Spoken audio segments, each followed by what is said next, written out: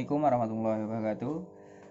Masih kembali bersama saya di channel saya Muhammad Andi Sapudin. Pada kali ini saya akan memberikan sebuah video tentang praktikum saya, yaitu praktikum fikih, yang dimana kali ini saya akan membahas tentang ketentuan sholat Jumat. Oke, mohon nanti teman-teman disaksikan ya sampai full bagaimana ketentuan dari sholat Jumat. Oke, karena itu check it out. Assalamualaikum. Waalaikumsalam.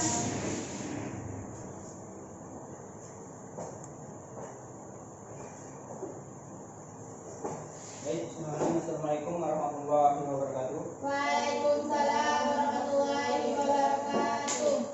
Sebelum mulai pembacaan pada ini, saudari Putri tolong pimpin doa. Bismillahirrahmanirrahim. Raditu billahi rabba wa bil islami dina wa bil muhammadin nabiyya wa rasula. Rabbi zidni ilma warzuqni fahma bi rahmatika ya arhamar rahimin. Amin. Baik, sebelum memulai pelajaran, tolong bajunya dirapikan, yang belum rapi, tempatnya yang belum rapi dirapikan, sampah-sampahnya yang di bawah kursinya buang. Oke, Udah, Pak. banyak dibetulkan. Bapak ini lucu. Bapak ini ngolok. Oke, dah. Pada hari ini siapa yang tidak hadir? Nopianto, Ahmad Khairul Fajri, Pak. Mana mereka berdua? Halo. Bolos. Bolos. Tadi masuk di Pak. Balik, ya Pak tadi. Silakan tuh balik. Oke, nanti kalau kalian berjumpa mereka, tolong bilangkan ke mereka menghadap Bapak ya. Ya Pak. Oke. Pada pertemuan hari ini, Bapak akan mengajarkan tentang ketentuan khutbah Jumat. Nah, masih ingat minggu lalu kita mempelajari tentang apa? Sholat Jumat. Oke, siaran. Pengertian sholat Jumat masih ingat? Sholat yang dikerjakan pada hari Jumat. Kalau putih, Sholat yang dikerjakan pada waktu zuhur. buat Sholat Jumat. Oke. Kalau Nanda? Sholat yang dikerjakan setelah dua khutbah. Oke, berarti anak-anak sekalian minggu kemarin mendengarkan Bapak, play untuk kita semua. Oke, pada hari ini kita akan belajar tentang ketentuan khutbah Jumat. Sebelumnya ada yang tahu tentang ketentuan khutbah Jumat? Tiara, pernah dengar atau pernah baca? Di sini kok Pak. Ya. Di sini. Ketentuannya itu isi Pak. Ketentuan khutbah Jumat. Tata cara juga Pak. Ada syarat, ada rukun. Kalau Putri? Putri. Kalau Putri? Ada. Pernah baca? Ada. Kalau Nanda? Belum juga Pak. Belum, Pak. Oke. Pada hari ini Bapak akan membahas tentang ketentuan itu.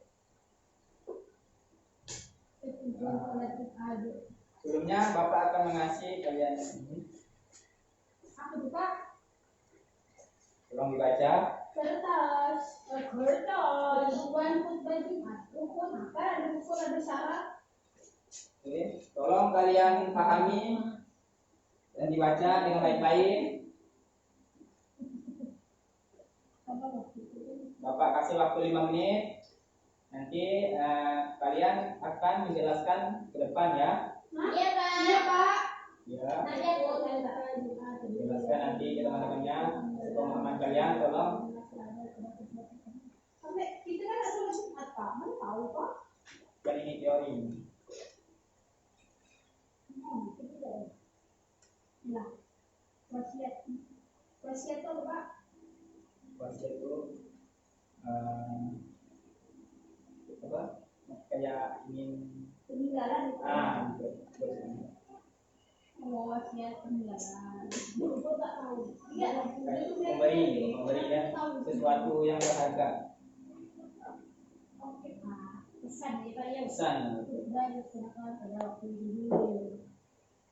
Berdiri di kampung dia berharap aku sendiri dan ada kita. Aku sendiri Allah berikan kita ketemu kita seperti itu. Oke, gimana Tiara? Sudah? Sudah Pak. Putri? Sudah Pak. Nanda? Sudah Pak. Oke, Putri dulu. Tolong jelaskan. Sini ya, Di depan. Itunya jangan di bawah. Nggak tahu lah Pak. Itu Pak. Ini udah Pak lagi selesai Pak ya. Ah, ya.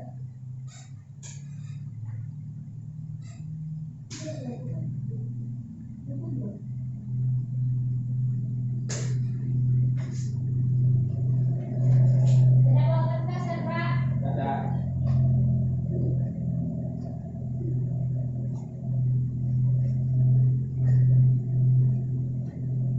Buka baca lah Pak. Dulu.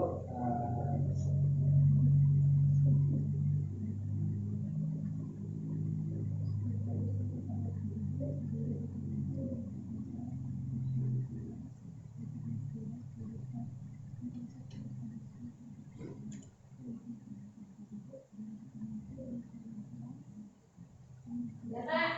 Sudah? Oke, silakan jelaskan. Sudah teman-temannya. Bismillahirrahmanirrahim. Di sini kita akan belajar tentang ketentuan khutbah Jumat. Yang pertama, rukun khutbah Jumat. Yang pertama kita membaca hamdalah Pak atau alhamdulillah.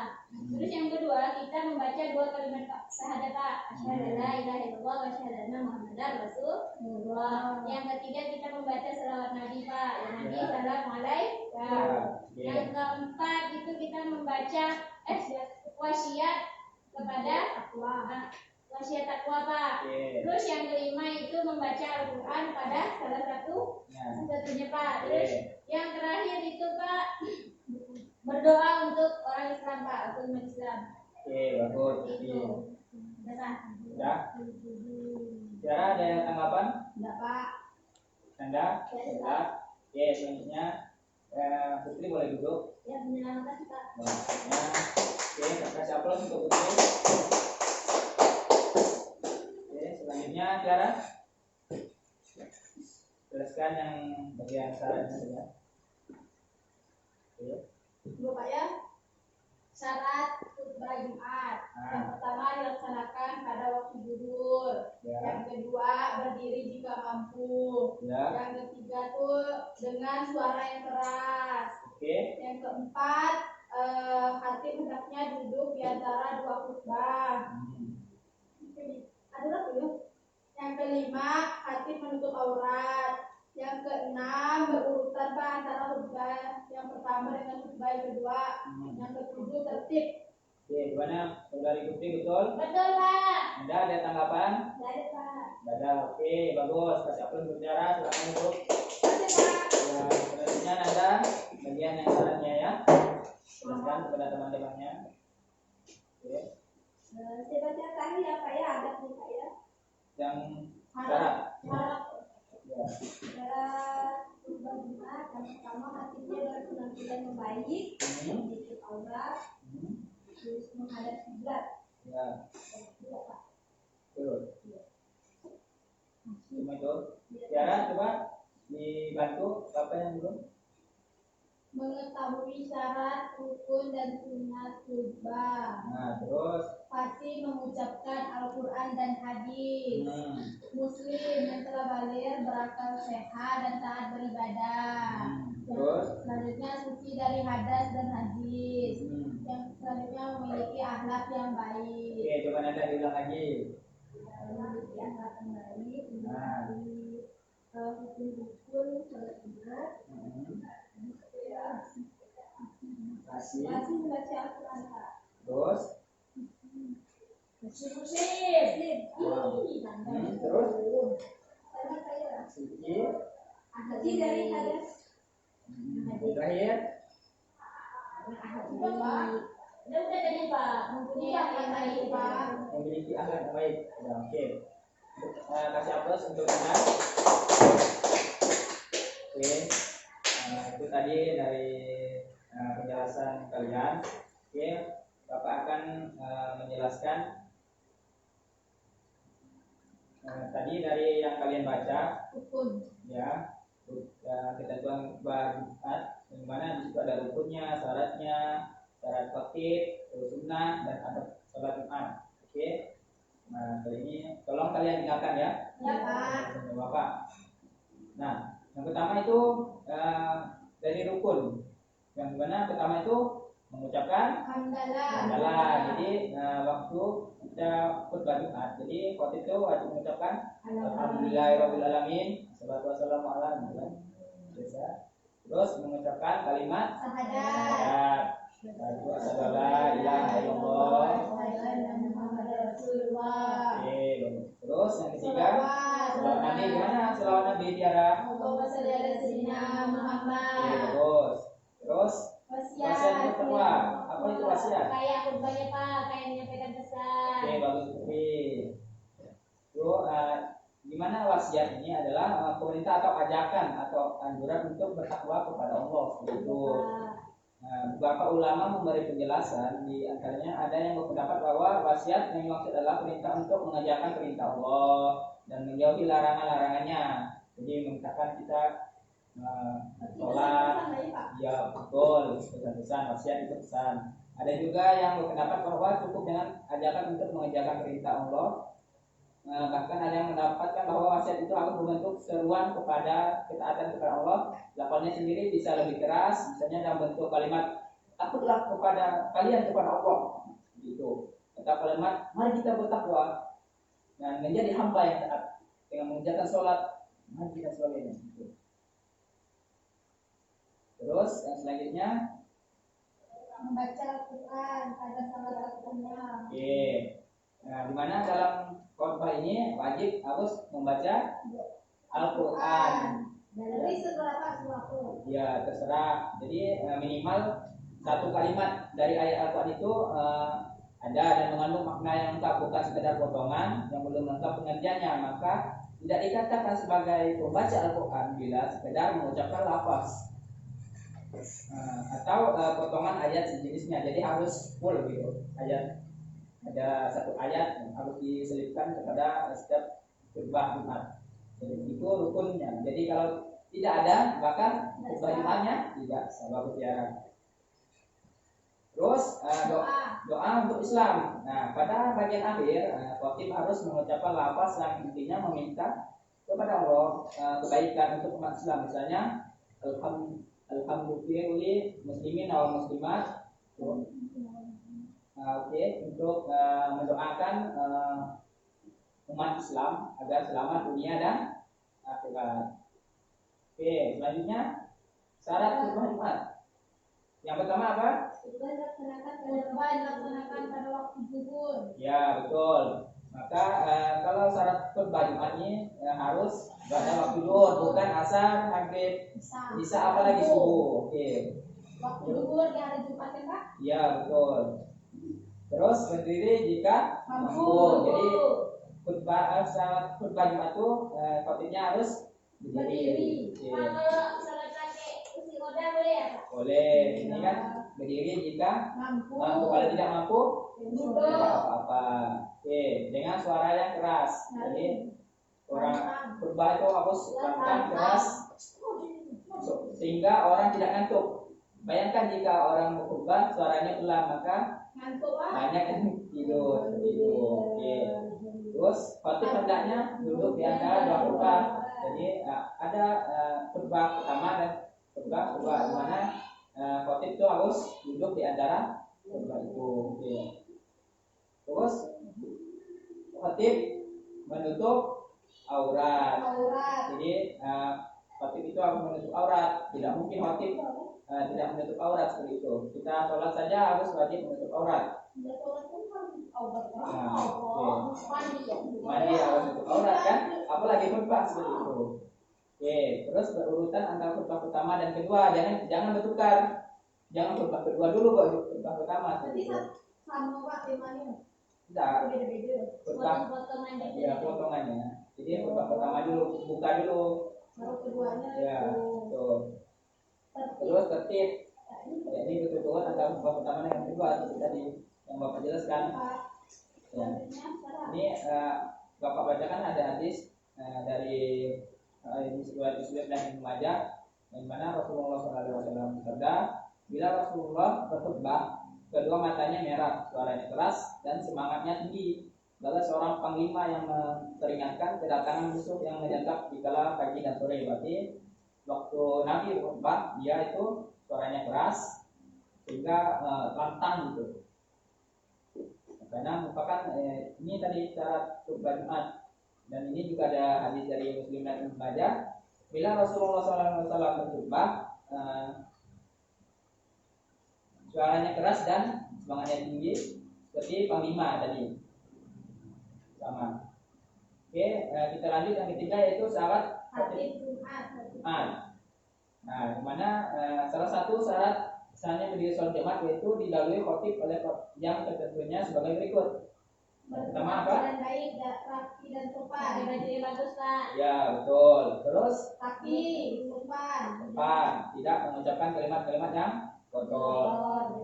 Terus selanjutnya mengetahui syarat rukun dan sunnah khutbah.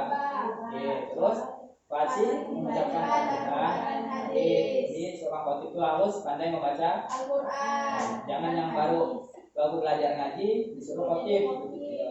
Tahu ya Pak? Ya, betul. Tapi gimana Pak kalau di tempat itu tak ada yang mau pandai ngaji Pak? Oke, kalau seperti itu tidak apa-apa. Jadi pakai sampaikan saja yang lakinya kan ada gitu. Itu kan tidak mungkin kalau tidak ada ya. Tapi setidaknya ada satu orang yang paling fasih di antara mereka gitu. Iya Pak. Oke. Terus muslim yang telah balik, wakal sehat dan taat beribadah. Jadi sahabat kubah ini harus yang sudah balik, jangan anak-anak gitu. Yang wakal sehat, tidak gila, taat beribadah. Terus suci, badan ataupun pakaian serta menutup.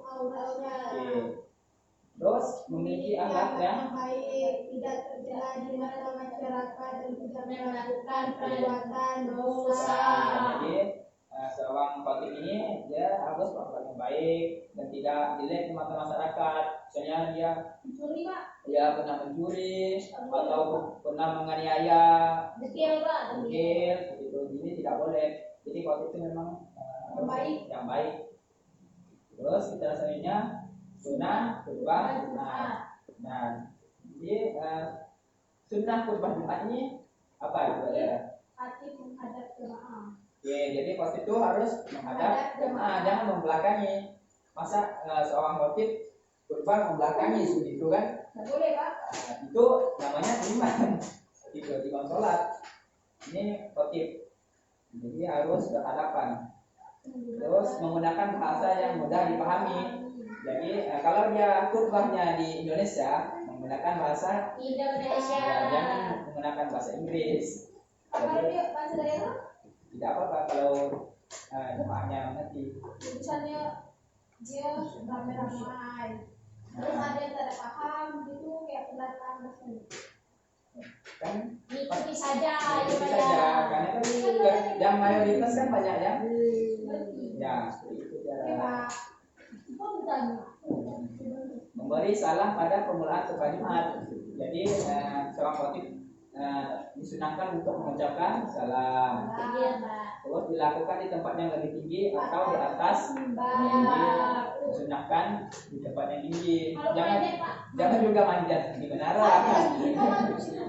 Jadi kita lihat di masjid kan biasa ada mimbar. Oke, itu silakan untuk khutbah. Disampaikan dengan selanjutnya disampaikan yang kalimat yang jelas, sistematik, dan temanya sesuai dengan kondisi yang terjadi. Jadi dengan temanya ini yang jelas. Nah, dan sesuai dengan kondisi yang terjadi. Misalnya sekarang kondisinya sedang apa? Oke, bagus ya. Jadi khutbahnya tentang corona lagi. ya betul. Jadi kita Pak, berarti ini dekat Ramadan, berarti Jadi ada Ramadan. iya gitu. Terus Terus memberi materi khutbah itu hendaklah yang pendek, jangan terlalu panjang. Kalau terlalu panjang maka ngantuk. ngantuk. Ya, betul. Terus yang Adab sholat terakhir, Jumat. adab sholat Jumat. Sebelum berangkat ke Jadi sebelum berangkat ke masjid hendaklah terlebih dahulu mandi, potong kuku, kumis, berpakaian bersih dan wangi-wangian. Jadi sebelum kita pergi sholat Jumat, jadi kita harus mandi dulu, kumis, pakaian bersih dan putih, Ya. pakai wangi-wangian. Ya, betul. Nanti suami kau seperti itu ya. Oke. Sebenarnya hendaklah berangkat ke masjid lebih awal Hindari datang sebelum imam sebelum menyampaikan khutbahnya. sesudah menyampaikan khutbahnya. Jadi jangan datang pas khotibnya sudah selesai membaca khutbah. Kebanyakan Datang sholat ya Pak. ya kebanyakan ini para remaja biasa. Betul Pak. Ya, nyantai dulu dia, ngopi Makan dulu, gorengan. ya, makan gorengan. Jadi jangan ditiru yang seperti itu ya. Ya, Pak. Jadi lebih baiknya kita berangkat Awal-awal. sebelum khutbah dimulai seperti itu. Terus mengisi saf yang kosong, mengerjakan sholat tahiyatul masjid banyak rakaat. Dan Anda tahu apa itu sholat tahiyatul masjid?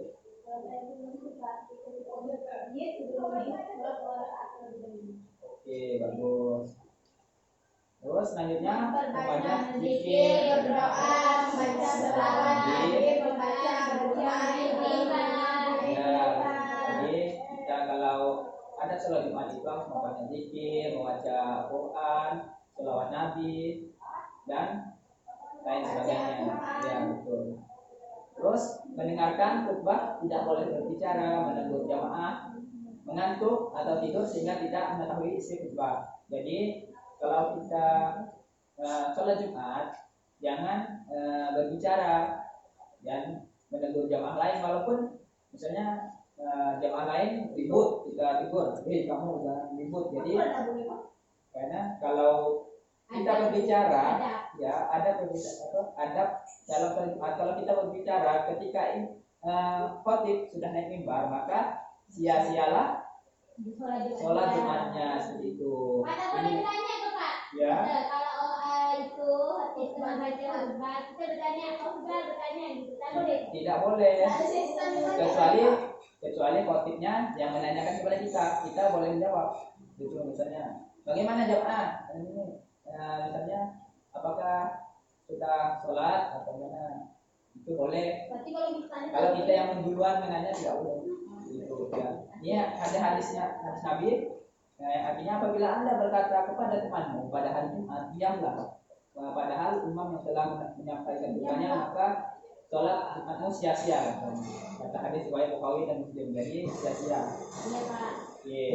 Selanjutnya jamaah tenang mendengarkan khutbah dan duduk menghadap ke arah kiblat dari Mufti Ibnu radhiyallahu anhu bahwa Rasulullah SAW bersabda, apabila beliau naik mimbar maka kami menghadapkan wajah-wajah kami ke beliau. Jadi alangkah baiknya jamaah menghadap kiblat dan pergi, ya, jangan membelakangi gitu, jangan main-main di belakang gitu. Jadi fokus kepada khotib. Terus jamaah berdoa dan membaca istighfar saat khotib duduk di antara dua khutbah.